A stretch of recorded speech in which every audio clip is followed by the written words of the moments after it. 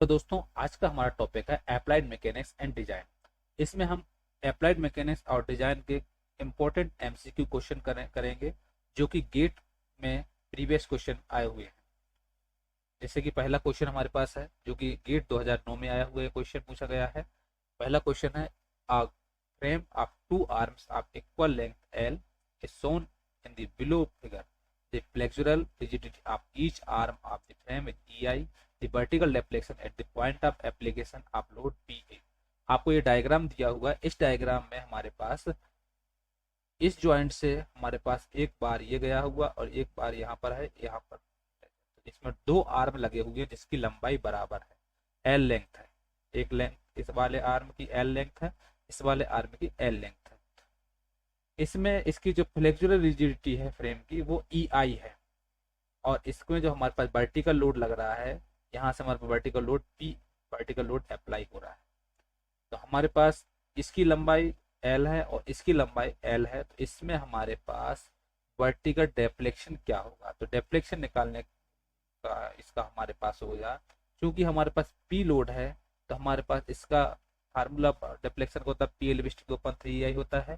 तो चूंकि हमारे पास यहाँ इस बार की और इस बार की लंबाई दोनों बराबर हैं, दोनों हमारे पास सेम, तो इसलिए हमारा जो लोड है वो 4 टाइम्स हो जाएगा। तो हमारे पास इसका आंसर हो जाएगा ऑप्शन डी, 4 PL/Q/3 EI। इसका करेक्ट आंसर हो जाएगा डी, 4 PL/Q/3 EI। ये क्वेश्चन का आंसर हो जाएगा डी, 4 PL/Q/3 EI। इस टाइप से क्वेश्चन सॉल्व करना है। नेक्स्ट क्वेश्चन है जो कि हमारे इसमें आया हुआ गेट 2010 में आया था। Tooth interference in a external involute spur gear pair can be reduced by।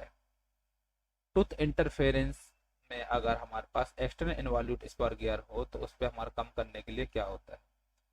तो इसका हमारा करेक्ट आंसर हो जाएगा D, increasing number of gear teeth. अगर हम नंबर ऑफ गियर टीथ को बढ़ा देते हैं तो हमारे पास एक्सटर्नल इन्वॉल्यूट स्पर गियर में कार्य को रिड्यूस कर सकते हैं। तो इसका करेक्ट आंसर हो जाएगा D, increase number of gear teeth. Next question जो कि गेट 2013 में पूछा गया है, a link OB is rotating with a constant angular velocity of 2 radian per second in counter clockwise direction and a block of sliding radially outward on it with a uniform velocity of 0.75 meter per second with respect to the rod as shown in the figure below.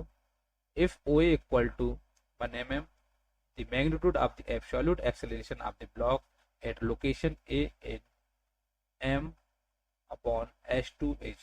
तो इसमें दिया हुआ है एक link है, अब question में diagram दिया हुआ है जिसमें OB है वो constant angular velocity 2 radian per second पर रोटेट कर रही है, क्लॉकवाइज डायरेक्शन में घूम रही है, और इसका यूनिफॉर्म वेलोसिटी है 0.75 मीटर पर second. O A equal to 1 mm है, तो इसमें हमारे पास एब्सोल्यूट एक्सेलरेशन ए हमारे पास ये हमको एब्सोल्यूट निकालना है, मीटर पर सेकेंड स्क्वायर में निकालना है एक्सेलरेशन। इसके लिए हमारे पास डायग्राम देखेंगे, ये डायग्राम दिया हुआ है। ओ पॉइंट पे यहाँ पर ज्वाइंट है, इस पे हमारे पास यहाँ पर ए लोड है, इस पर क्या है हमारे पास इस डायरेक्शन से घूम रहा है। तो इसमें हमारे पास को एक्सप्लेन करेंगे तो हमारे पास चूंकि टेंजेंशियल एक्सेलरेशन हमारे पास हो जाएगा 2v/ओमेगा। 2v/ओमेगा होता है, ओमेगा है एंगुलर वेलोसिटी और v है इसमें वेलोसिटी, तो हमारे पास आ जाएगा 2v/ओमेगा। तो v हमारे पास 0.7 है क्वेश्चन में, इसमें क्वेश्चन में दिया हुआ है v 0.75 वेलोसिटी है और ओमेगा एंगुलर वेलोसिटी 2 है, तो इसे हम वैल्यू पुट कर देंगे। जब पुट करेंगे तो हमारे पास ये आ जाएगा 2v/ओमेगा की जगह पर 2 × 0.75 × 2। इसको सॉल्व करेंगे तो आ जाएगा हमारे पास 3, अल्फा टी इक्वल टू आ जाएगा 3। जब अल्फा आर निकालेंगे, रेडियल एक्सेलरेशन निकालेंगे तो आ जाएगा v²/r। तो v हमारे पास v की वैल्यू रखेंगे और यहाँ पर r, तो v हमारे पास आपको मालूम है 0.75 है और r हमारे पास यहाँ पर दिया हुआ रेडियस 1 mm है, तो 1 mm रख देंगे। तो हम 1 mm रखेंगे तो हमारे पास यहाँ पर आ जाएगा 0.75, तो यहाँ करेक्ट आंसर करेंगे इसमें हम तो 4 आ जाएगा। तो अल्फा आर इक्वल टू 4। हम इस रिजल्टेंट निकालेंगे तो alpha equal to under root alpha T का स्क्वायर अब प्लस अल्फा आर का स्क्वायर। तो अल्फा टी 3 का स्क्वायर प्लस 4 का स्क्वायर, तो इसको करेक्ट आंसर करेंगे तो इसका रिजल्टेंट निकलेगा 5। इसका करेक्ट आंसर हो जाएगा सी 5। इसका आंसर है 5। नेक्स्ट क्वेश्चन है जो कि गेट 2015 में पूछा गया है। इसमें एक ट्रस का क्वेश्चन है दिया हुआ, for the truss shown in figure the magnitude of the force in member PR and the support reaction at R are respectively। आपको एक ट्रस का डायग्राम दिया हुआ है जिसमें हमारे पास मैग्नीट्यूड फोर्स निकालना है पी आर पे क्या फोर्स लग रहा है ये हमको बताना है। इसमें हमारे पास ये डायग्राम दिया हुआ है, एक हमारे पास क्यू पॉइंट से अटैच है, एक आर के लिए गया और एक पी के लिए गया है। इसका एंगल है 45 डिग्री। तो पी क्यू और आर पॉइंट है। यहाँ पर जो लोड लग रहा है 100 किलोमीटर का लोड लग रहा है, इसका एंगल है 60 डिग्री और इसका है 45 डिग्री। इसकी लंबाई पी क्यू से आर तक की जो लेंथ है वो 4 मीटर है। इसको हम जो सॉल्व करेंगे तो सॉल्यूशन करने के लिए हमारे पास इस टाइप से सॉल्व करेंगे। ये है इसका सबसे पहले फ्री बॉडी डायग्राम बनाया। तो फ्री बॉडी डायग्राम में हमने क्या किया, इसको डायग्राम बनाने पर नीचे से हमारे पास जो रिएक्शन जा रही है वो 36.6 है और ये जाएगी 50। और यहाँ पर हमारे पास 10 cos 60 डिग्री है, यहाँ पर 100 cos 60 डिग्री है, यहाँ पर 100 sin 60 डिग्री। अगर वर्टिकल में देखें तो 100 sin 60 डिग्री, हॉरिजॉन्टल में देखें तो 100 cos 60 डिग्री। तो यहाँ पर आ जाएगा FPR और ये एंगल है 45 डिग्री, यहाँ पर 60 डिग्री है। अब इसमें डायग्राम में देखोगे ये डायग्राम है, इस पर हमको सब क्यू और आर निकालना पड़ेगा सबसे पहले। तो क्यू और आर निकालने के लिए हम क्या करेंगे, इससे निकालेंगे क्यू और R. Summation M Q equal to 0। हमको क्या करना है, क्यू पॉइंट से मूवमेंट निकालना है। जब मूवमेंट निकालेंगे तो मूवमेंट निकालने के लिए हमारे पास आता है फोर्स इंटू परपेंडिकुलर डिस्टेंस। तो हमारे पास सबसे पहले हम क्या करेंगे, इसमें हम अगर निकालेंगे तो यहाँ से फोर्स जा रहा है हॉरिजॉन्टल के लिए जा रहा है। तो हॉरिजॉन्टल में हमारे पास आ जाएगा, हॉरिजॉन्टल में कौन कौन सा फेस है, एक हमारे पास ये 100 cos 60 डिग्री है और एक हमारे पास इसकी लंबाई है। तो 100 इंटू cos 60 डिग्री इंटू 4 आ जाएगा और यहाँ पर आ जाएगा रिएक्शन हमारे पास आर ए पॉइंट पर हमारे पास आया तो आर ए इंटू 4 आ जाएगा, यहाँ से 4 आ जाएगा तो हमारे पास correct answer A R equal to 50 kilometre आ जाएगा। यहाँ पर 50 किलोमीटर आ जाएगा और F P R equal to हो जाएगा into cos 45 degree equal to 100 cos 60 degree आ जाएगा। तो इसको हम करेंगे, इसको जो हमारे इसके बराबर हम आ जाएगा 45 डिग्री के लिए एफ पी आर के लिए इसके एंगल को। तो F P R equal to into cos 45 equal to 100 cos 60 degree. तो इसको हम सॉल्व करेंगे तो हमारे पास आएगा F P R equal to 70.71 kilometre. इसलिए हमारे पास R equal to 50 kilo newton और एफ पी आर आ जाएगा हमारे पास 70.1 किलो न्यूटन। ये आ जाएगा करेक्ट आंसर इसका 70.71 kilo newton and 50 kilo newton. Correct answer C रहेगा। नेक्स्ट क्वेश्चन करेंगे जो गेट 2012 में पूछा गया है। इसमें दिया हुआ the following are the data for 2 crossed helical gears used for speed reduction. आपको इसमें 2 डाटा दिए हुए हैं हेलिकल गियर के लिए जो कि स्पीड को कम कर। पहला दिया हुआ गियर 1 का pitch circle diameter in the plane of rotation 80 millimetre and helix angle 30 degree. पहला जो है गियर फर्स्ट में पिच सर्कल डायमीटर है, इसमें की रोटेशन 80 mm है, बस पिच सर्कल जो डायमीटर है वो 80 mm है और हेलिक्स एंगल है 30 डिग्री। सेकंड है हमारे पास गियर सेकंड में, इसका पिच सर्कल डायमीटर है 120 mm और हेलिक्स एंगल है 5 डिग्री।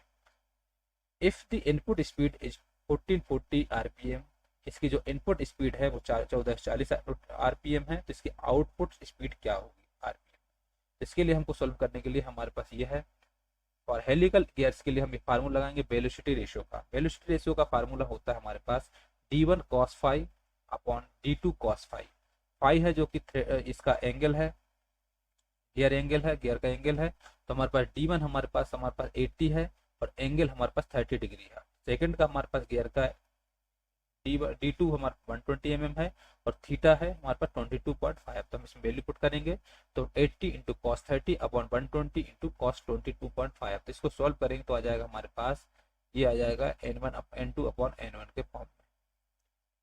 अब n2 इक्वल टू निकालना है तो वेलोसिटी रेशियो जो हमारे पास ये आई है तो n2 अपॉन n1, तो यहाँ पर n2 की वैल्यू रख देंगे। n2 हमारे पास स्पीड ये दी हुई है 1440, तो यहाँ पर रख देंगे तो आ जाएगा n2 इक्वल टू 1440 0.625, तो ये आ जाएगा 900 rpm। वेलोसिटी रेशियो के बराबर हमारे पास ये आ जाएगा n2 पर n1 होता है। तो वेलोसिटी रेशियो का फार्मूला होता है d1 cos phi upon d2 cos phi। इसमें हम ये वैल्यू रख देंगे तो इसको सोल्व करेंगे जो आएगा उसमें n2/n1 से इक्वल करेंगे, तो यहाँ से हम n2 इक्वल टू तो n1 मल्टीप्लाई पहुंच जाएगा, तो n2 equal to 1440 into 0.625 solve करेंगे तो 900 आरपीएम आ जाएगा। सेकंड स्पीड जो आएगा 900 आरपीएम, इसका करेक्ट आंसर हो जाएगा सी 900 आरपीएम। नेक्स्ट क्वेश्चन है जो कि गेट 2013 में पूछा गया है। इसमें दिया हुआ a rod of length L having uniformly cross sectional area A subject to a tensile force P as shown in figure. एक डायग्राम दिया हुआ है जिसमें रॉड की लंबाई L है और इसका एरिया है क्रॉस एरिया वो A है, टेंसाइल फोर्स लग रहा है P, और if the Young's modulus of the material varies linearly from E1 and E2, इसमें जो यंग्स मॉडुलस है वो E1 और E2 है, और length of the rod normal stage developed at this section SS. इसमें हमारे पास नॉर्मल स्टेज क्या डेवलप हो रही है इसको निकालना है। एक रॉड है जिसकी लंबाई L है, उसका एरिया A है और टेंसाइल फोर्स लग रहा है वो P है, और इसका यंग्स मॉडुलस है E1 और E2। इसमें नॉर्मल स्टेज हमारे पास क्या लग रहा है इसका करेक्ट, इसका हम आंसर करेंगे। तो हमारे पास ये डायग्राम बना हुआ है, इस डायग्राम में हमारे पास E1 E2 ये दिया हुआ है और यंग्स मॉडुलस, और P यहाँ पर लोड लग रहा है, और ये SS पे हमारे पास क्या इसमें इसकी लंबाई टोटल लेंथ है L, इसका हाफ हो जाएगा L/2। तो हमारे पास इसका जो आएगा क्या जाएगा P/A into P into E1 minus E2, E1 में से E2 को माइनस कर देंगे upon A into E1 plus E2, ये आंसर हो जाएगा P/A आ जाएगा E1 माइनस E2 अपन E1 प्लस E2, तो ये करेक्ट आंसर हो जाएगा A P/A P into E1 minus E2 upon P A into E1 minus E1 plus E2, तो ये आ जाएगा stage depends on the area. Stage जो होती है वो एरिया के ऊपर डिपेंड होती है, करेक्ट आंसर हो जाएगा इसका A। नेक्स्ट क्वेश्चन है जो कि गेट 2017 में पूछा गया है। Consider a laminar flow at zero incidence over a flat plate, the shear stress at the wall is denoted by tau W, the axial position x1 and x2 on the plate at measured from the leading edge in the direction of flow if x2 greater than x1। Laminar flow है जिसमें हमारे पास shear stress ball में हमारे पास दो position दी हुई है x1 और x2, तो हमको इसमें निकालना है x1 ग्रेटर देन x2, तो हमारे पास आ जाएगा इसका फार्मूला होता है ये tau W1 greater than tau W2। Tau W1 क्या होता है du upon dy y equal to 0 1 greater than du upon dy y equal to 0, इसलिए tau W equal to mu into du by dy equal to 0। Laminar flow में हमारे पास ये आ जाएगा, इसका correct answer हो जाएगा हमारे पास सी आंसर हो जाएगा tau W x1 greater than होगा टाउ W x2, ये इसके बराबर होगा x2 ग्रेटर देन x2 1 हो जाएगा, करेक्ट आंसर सी हो जाएगा। नेक्स्ट क्वेश्चन है match the approaches given below a perform stated kinematic or dynamic analysis of machine। Kinematic और डायनेमिक एनालिसिस ऑफ मशीन में हमको कुछ मैचिंग करना है, इसमें ये क्वेश्चन 2009 में पूछा गया है। ये आपको ऑप्शन दिए हुए हैं, इसमें आपको क्या करना है, इसमें मैच करना है। जैसे पहला दिया हुआ एनालिसिस और दूसरा है अप्रोच। एनालिसिस में हमारे पास कुछ कंडीशन दी हुई है, अप्रोच में हमारे पास इनके नाम दिए, ये हमको बताना है किसका कौन से उससे रिलेशन है। जैसे कंटिन्यूअस रिलेटिव, इसका करेक्ट आंसर है बी कंटिन्यूअस रिलेटिव रोटेशन, इसका आंसर हो जाएगा हमारे पास ग्रेशाफ लॉ। ग्रेशाफ लॉ का होता है कंटिन्यूअस रिलेटिव रोटेशन होता है जो ग्रेशाफ लॉ के द्वारा होता है। वेलोसिटी एंड एक्सेलरेशन जो होता है वो होता है कैनेडीज थ्योरम के द्वारा। कैनेडीज थ्योरम में होता है वेलोसिटी एंड एक्सेलरेशन, अगर आता है वेलोसिटी एंड एक्सेलरेशन तो कैनेडीज थ्योरम। मोबिलिटी, जो मोबिलिटी होती है, मोबिलिटी होता है ग्रुबलर्स क्राइटेरियन, मोबिलिटी के बारे में पढ़ते हैं ग्रुबलर्स क्राइटेरियन में। डायनामिक स्टैटिक एनालिसिस जो होता है वो होता है डी एलम्बर्ट्स प्रिंसिपल के द्वारा। तो हमारे पास ये मैचिंग है, तो हमारे पास बी आंसर हो जाएगा इसका। पी का 3 रहेगा, क्यू का 4 रहेगा, आर का 2 रहेगा, एस का 1 रहेगा, तो हमारे पास इसका आंसर हो जाएगा बी। कंटिन्यूअस रिलेटिव रोटेशन होता है ग्रेशाफ्स लॉ में। वेलोसिटी एंड एक्सेलरेशन होता है कैनेडीज थ्योरम में।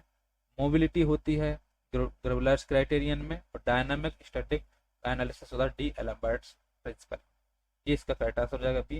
नेक्स्ट क्वेश्चन हमारे पास जो कि गेट 2010 में पूछा गया है, इसमें आपको बताना है for the stability of a floating body under the influence of gravity alone which of the following is true. एक आपको फ्लोटिंग बॉडी के बारे में बताया गया है, इसमें हमको ग्रेविटी के बारे में सही कौन सा कथन है वो बताना है, तो इसका आंसर हो जाएगा B meta centre should be above centre of gravity. जो सेंटर ऑफ ग्रेविटी से मेटा सेंटर होता है वो बड़ा होता है, तो meta centre should be above centre of gravity, इसका ऑप्शन सही रहेगा। नेक्स्ट क्वेश्चन है इसमें जो कि गेट 2013 में पूछा गया है। A long thin walled cylindrical cell closed at both ends is subjected to an internal pressure, the ratio of the hoop stress, इसको हम circumferential stress बोलते हैं, to longitudinal stress developed in the cell edge। एक long cylinder wall thickness है जो कि दोनों तरफ से आखिरी से ये बंद है, क्लोज है, इसका इंटरनल प्रेशर के बारे में हमको, इसमें हूप स्ट्रेस क्या होगा इसके बारे में हमको पढ़ना है। तो हमारे पास इसका एक्सप्लेनेशन है। एक्सप्लेनेशन हमारे पास है, हूप स्ट्रेस निकालने का फार्मूला होता है PD/2T, और जो लॉन्गिट्यूडनल स्ट्रेस निकालने का फार्मूला होता है PD/4T। दोनों का जो रेशियो होता है वो होता है sigma hoop stress upon longitudinal hoop stress. तो इसका ये हो जाएगा डबल होता है हमेशा, तो इसको हम रखेंगे अगर इसको तो कैंसिल होगा, 2 बचेगा। इसका करेक्ट आंसर हो जाएगा, इसका दोनों का रेशियो होता है 2, इसका आंसर हो जाएगा 2। तो इसका जो आंसर रहेगा सी हो जाएगा 2। इसमें यही पूछा गया है कि अगर हमारे पास 2 सिलेंडर है तो इसका हमारे पास हूप स्ट्रेस और लॉन्गिट्यूडनल स्ट्रेस का रेशियो क्या होगा, तो रेशियो होगा 2। इस टाइप से हम इसको सॉल्व करेंगे। ये इसका आंसर एक्सप्लेनेशन है, sigma hoop equal to PD/2T और लॉन्गिट्यूडनल स्ट्रेस होता है PD/4T। दोनों को और डिवाइड करेंगे तो hoop stress upon longitudinal stress तो आ जाएगा 2, करेक्ट आंसर हो जाएगा 2। इस टाइप से हमारे पास इसका पार्ट 3 कंप्लीट होता है अप्लाइड मैकेनिक्स और डिजाइन का। पार्ट 4 देखने के लिए आप इस चैनल को सब्सक्राइब करें, लाइक करें और शेयर करें।